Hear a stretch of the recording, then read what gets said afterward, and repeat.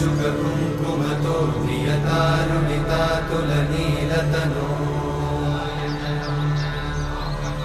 कमलायतलोचनलोकपते विजयी भव वेङ्कटशैलपते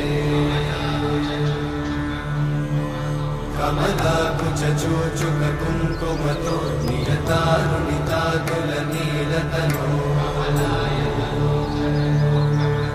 कमलायतलोचनलोकपते विजयी भव वेङ्कटशैलपते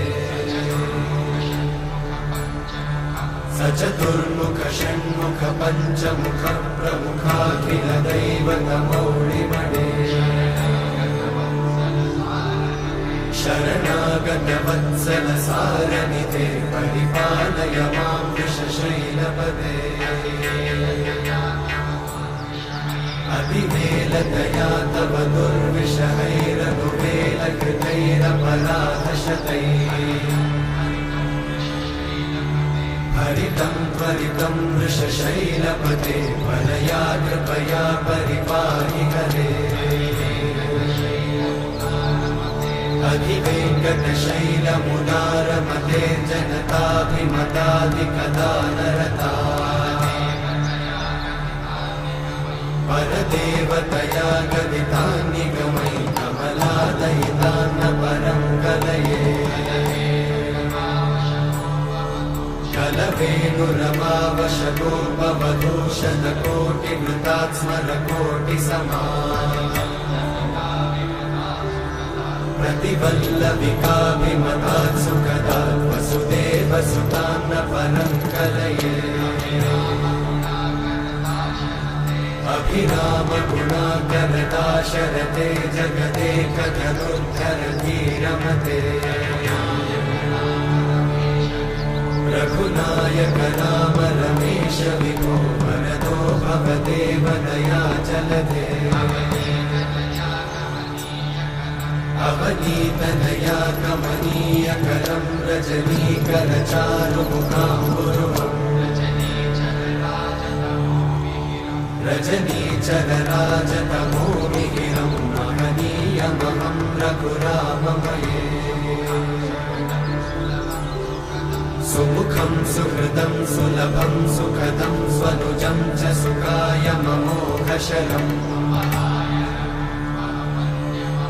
अपहाय रघुत्वहमन्यमहं न कथञ्चन जातु भजे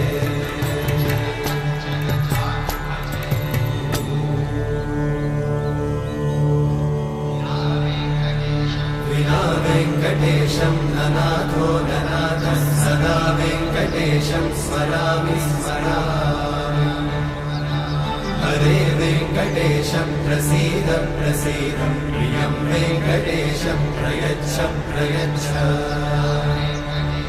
विना वेङ्कटेशं ननाथो ननाथः सदा वेङ्कटेशं स्मरामि स्मरामि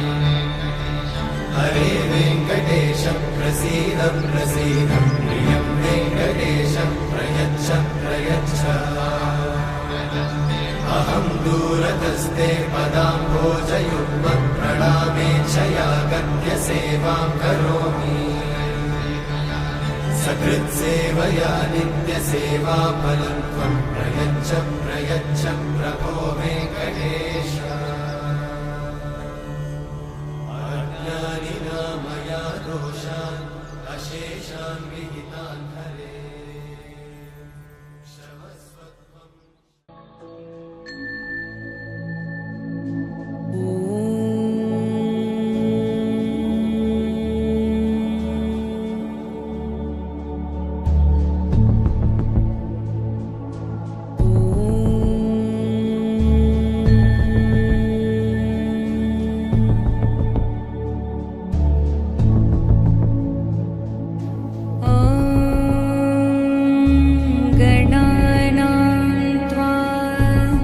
गणपतिं हवामहे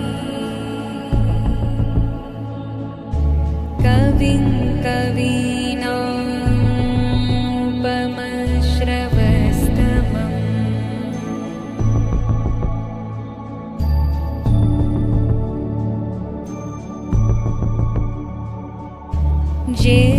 ज्येष्ठराजं ब्रह्मणा ब्रह्मणस्पत आनः शृण्वन्तिभिः सीदसा